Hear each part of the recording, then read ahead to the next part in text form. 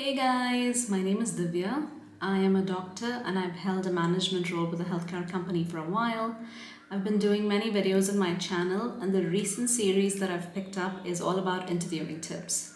So I am the VP of my company, guys, and I deal with operations, and I really do multiple interviews in a week for our company. So I have been in a managerial role for a while, even prior to this, and I've conducted many interviews. And I just wanted to share what it's like when you're actually interviewing somebody. So I hope that these videos are helping you. If they are, please take a moment to subscribe to my channel. It would keep me motivated and help me do more videos. So let's get right into the video, guys. Today I wanted to discuss what question is it that stumps everybody? What is the one question that I've noticed in Bangalore that when people come to interview and I ask that question, people just don't want to answer it. They evade it, they try to answer half the question, but they don't really get to the point. And the question is, what are your strengths and what are your weaknesses? So this is a question that I ask everybody when they come in for an interview, whether they're a programmer, whether they're a tester, whether they're an analyst, whether they're doing some kind of HR work, because I just want to get to know them better. It's really not supposed to be a trick question. It's supposed to be a straightforward question, honestly. But what people do is that they talk about their strengths and they never answer their weaknesses. And then when I ask them again, thank you for telling me your strengths, but what about your weaknesses? They just give me a blank look. So I've not had even one person in Bangalore in the last 2 years answer this question as to what are your strengths and weaknesses. So I think I want to go over this question. What is an interviewer really looking for? Honestly, they're just looking for the truth. You can talk about your strengths. If you're a programmer, you can say, I love programming and I love the language Java or C Sharp or whatever your strength is. Say that I can get along with people really well. That would be a strength to talk about.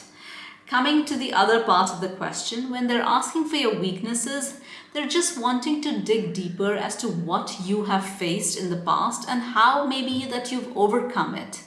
So a lot of times when I had just started out and I was a fresher, I used to say I'm a perfectionist.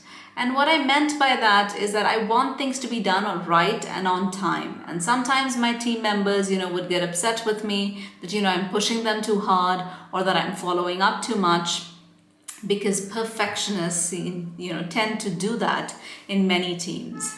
What could be other weaknesses? Other weaknesses could be that, you follow up too much, that maybe you get bogged down by a code. Maybe you get stressed easily, but then you try to work more when you're stressed. So you want to mention your weaknesses to the interviewer, but also know that you have to be able to narrate the positive spin. Now, what do I mean by positive spin? So if you have a weakness and you know about it, you should be able to do something about it, right? If you get stressed when work comes along and there's lots of overtime, maybe it makes you work harder. So ensure that you say that you get stressed, but then you also have to tell them that this is what makes me work more hours and ensure that the goals are achieved. So this is not a trick question. It's not to put you on the spot. It's really just to get to know you better.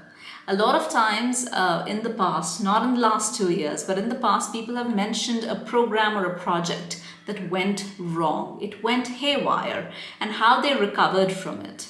So this could be a weakness that you could talk about, that maybe you weren't so strong in terms of handling a project at one point of time, but now that you've learned from it, you've overcome that weakness.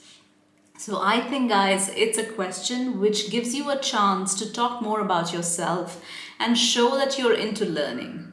Don't get stumped by any of these questions. They're not supposed to be trick questions. You must be a great candidate, and that's why you're there.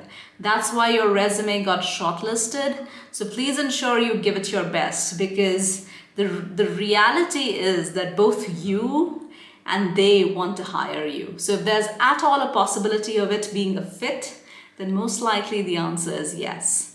Keep that positive thought in your mind whenever you're interviewing, because I do think it's an important thing. It's definitely a thought that I have in my mind. If I see the remotest possibility that a candidate would be a good fit and can work in our organization and achieve the goals, more than likely I want to hire him or her. I want to save time interviewing tons of candidates. I want to save time looking through multiple resumes. So let's go with it with a positive attitude that, hey, both of us want this deal closed in terms of hiring, and then attempt the interview and all its questions.